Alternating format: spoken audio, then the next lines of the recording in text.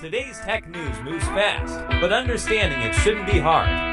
That's why Snarful Solutions Group brings you Connecting the Dots, where we break down what's happening in tech and why it matters to you. Now, let's dive in with your hosts. Well, hello, everyone, and welcome back to Connecting the Dots. Hi there. It is Tuesday, May 20th, 2025. We're your hosts, Alex and Morgan, coming to you from Snarful Solutions Group. Right here in sunny Sacramento, California. Yep, definitely sunny today. Looks like a high of 88 degrees expected. Classic Sacramento spring. And speaking of highs, maybe a quick market check from yesterday's close. Monday, May 19th. Sure. Looks like the Dow Jones ended at 42792.07. Okay. And the S&P 500 closed up at 509.63.6. So pretty solid footing to start the week market-wise. Indeed. But today we're actually shifting focus away from the broad market. Yeah, we're doing a deep dive into the tech world. Exactly. We've got three pretty significant stories we want to unpack, things that aren't just headlines, but could actually, impact how you navigate your digital life. Right. We're trying to connect the dots, basically, to see how these developments fit together, what they mean. Okay, let's jump right into the first one. This involves a name many people will recognize, 23andMe. Ah, the genetic testing company. That's the one. So despite declaring bankruptcy, they've just been acquired, sold to Regeneron Pharmaceutical. Regeneron, the biotech firm. Okay. And the price tag. $256 million. Yeah. All happened in a bankruptcy auction. Wow. So bankruptcy, but still worth over $250 million. What's Regeneron actually getting for that? Well, they get nearly all of 23andMe's assets, the brand, the services, like the personal genome service. But the real value, I'd guess, is the data, right? That seems to be the consensus, the biobank. Genetic samples from over 15 million people, that's huge. 15 million, that's a massive data set for research. A genetic gold mine, really. So for people who use 23andMe or might still want to, what does this mean? Will the service continue? Yeah, Regeneron says the consumer-facing genome services, the DNA testing kits, all that will continue without interruption. Okay, continuity there. But the big question, the one everyone asks, what about the privacy of all that genetic data? It's incredibly sensitive stuff. Absolutely. That's the immediate red flag for a lot of people. And regulators are watching. The California Attorney General even urged folks to think about requesting their data be deleted. Right. There are probes into how the data's been handled, especially after, well, we'll get to the breach. Yeah. So privacy is paramount here. What's Regeneron's position on this? Are they addressing the concerns? They are. They're emphasizing their commitment to data protection. They point to their own existing genetic center, which handles, I think, 2.7 million genomes already. Okay, so they have experience with this scale of data. Right. Eris Barras, a senior VP there, specifically mentioned high standards for privacy and security for 23andMe customers. And the president, George Yancopoulos. He framed it as helping 23andMe's mission while also boosting Regeneron's own large-scale genetics research. Finding new treatments, improving health. That's the pitch. It's quite a turn for 23andMe, though. Weren't they valued at like $6 billion at one point? They were. Yeah, a huge valuation. But they really struggled to turn a profit. Their attempts at drug development didn't really take off. The subscription service didn't quite work out. And then there was the data breach. That had to hurt. Oh, massively. That was 2023. Affected nearly 7 million users. Exposed names, birth years, relationship labels, locations. Really damaging for trust. Yeah, that's tough to recover from when your whole business is built on people trusting you with their most personal data. Exactly. So this Regeneron deal, it feels like a big potential shift in the whole direct-to-consumer genetic space. Raises questions about, the business models and who ultimately controls all this data. And it's not a done deal yet. No, it still needs approval in U.S. bankruptcy court. There's a hearing scheduled for June 17th. Okay. And Regeneron plans to keep the 23andMe employees. Seems so. Yeah. But they are planning to shut down the Lemonade telehealth part of the business. Interesting. Okay, a lot to watch there. Let's pivot now. Second story. This one's for the developers mostly, but has wider implications. Right. Microsoft and the Windows Subsystem for Linux, WSL. Yeah, they've just open sourced it, put the code up on GitHub. Which is pretty significant. So anyone unfamiliar with WSL, it came out back in 2016 with a Windows 10 update. It lets you run Linux command line tools, even graphical apps right inside Windows. It's been a huge deal for developers, right? Kind of broke down that wall between Windows and Linux. Absolutely. Made cross-platform work way easier. No more dual booting hassles or clunky VMs for many tasks. You get a real Linux environment within Windows. So why open source it now? What's the motivation? Well, according to Pierre Boulez, a senior software engineer at Microsoft, the community has already been super helpful with feedback and ideas. So this is about taking it a step further. Letting the community contribute code directly. Exactly. They're excited to see how WSL evolves with direct input, hoping it speeds things up, brings in new perspectives. Okay, so what parts are actually open source? Is it everything? Almost. Key parts like the command line tools, WSL.exe, WSLG.exe, the background services, the Linux side daemons for networking and stuff, those are all open now. That's not everything. No, a couple of core pieces remain closed source, the main kernel driver for the older WSL one, and some files handling the file system link between Windows and Linux. They say those are too tied into Windows itself. Got it. So the core Windows integration stays proprietary, but the Linux environment parts are open. Pretty much. Developers can now dig into that code, build it themselves, submit improvements, really understand how it works under the hood. What are the expected benefits then? Faster bug fixes, new features? All of the above, hopefully.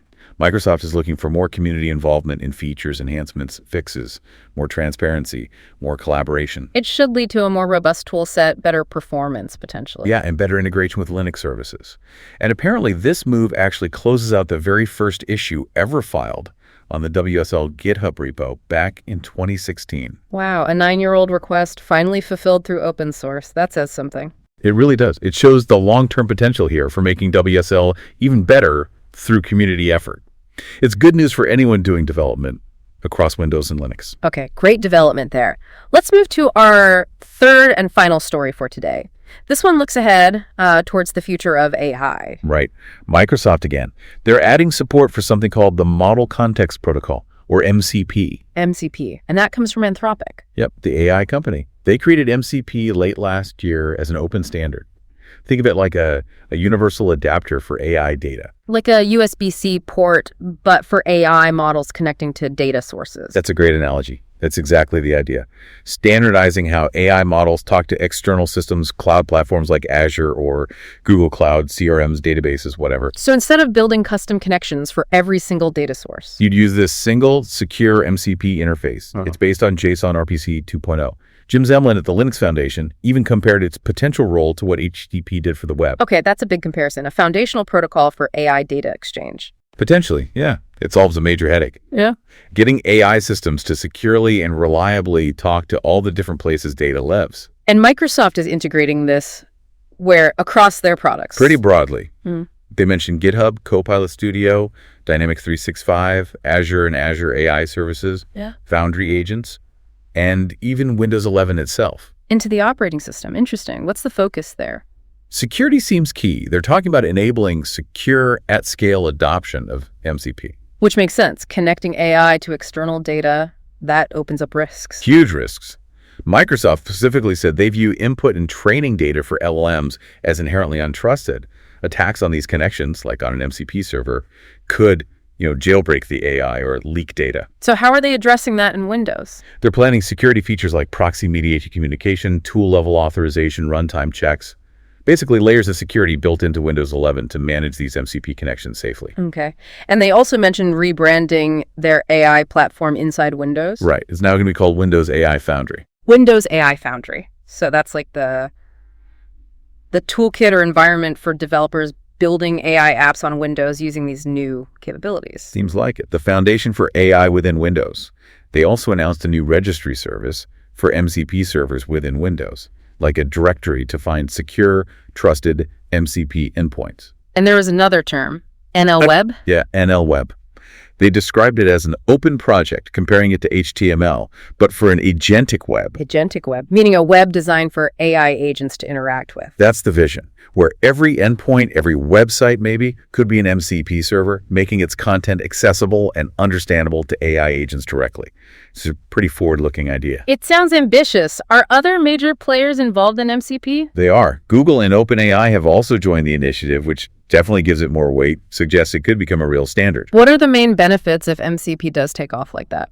Well, unified integration, obviously. Two-way communication between AI and data. Better scalability, consistency across systems, hopefully enhanced security because it's standardized, and less development time spent building custom connectors. Can you give some examples? Like, how would this be used? Sure.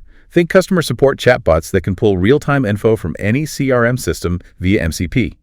or enterprise search tools that seamlessly search across documents, databases, cloud storage, developer tools that integrate AI assistants more deeply, even autonomous AI agents coordinating tasks across different services. So Microsoft's bigger picture here is this agentic web, enabling AI agents from different companies to collaborate, almost like how websites link together now. Exactly. Creating that common ground using protocols like MCP.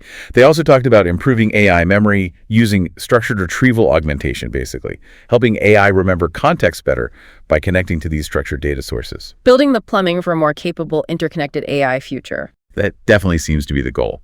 Making AI agents more powerful and useful by standardizing how they access and interact with the world's data. Wow. Okay, that's a lot to digest across those three stories. Let's try to quickly recap the main takeaways. That's good. First, we had 23andMe being acquired by Regeneron, raising really important questions about genetic data privacy even as the consumer service continues. Right. Big focus on data control there. Then, Microsoft open sourcing the Windows Subsystem for Linux, WSL, a big move for developers, fostering more collaboration and transparency. And finally, Microsoft embracing Anthropic's Model Context Protocol, MCP, and launching the Windows AI Foundry. This is all about building a more standardized, secure, and interconnected future for AI agents. Yeah, laying the groundwork for how AI interacts with data systems. And each of these, they touch on different aspects of our digital lives, data ownership, the tool developers use, and the future shape of AI. It really underscores that constant tension, doesn't it? Between pushing technology forward, ensuring our data, especially sensitive data, is protected, and figuring out how we integrate increasingly powerful AI into everything. It's a balance we're constantly negotiating. What are the long-term consequences of these trends? Yeah. That's something worth thinking about. Definitely food for thought. And just a quick note, if the 23andMe story caught your interest and you want more background on their financial struggles and the bankruptcy itself. Right. We actually did a separate deeper session focused just on that. Exactly. You can find a link to that in our show notes if you want to dive deeper into the specifics of the 23andMe bankruptcy. Great reminder. Well, that wraps up our deep dive for today. Thanks for connecting the dots with us. Thanks, everyone. See you next time. That's a wrap on today's top stories. Remember, tech doesn't have to be complicated, and we're here to help connect the dots. If you've got questions or want to learn more, visit us at snarful.com. Thanks for listening, and we'll catch you next time.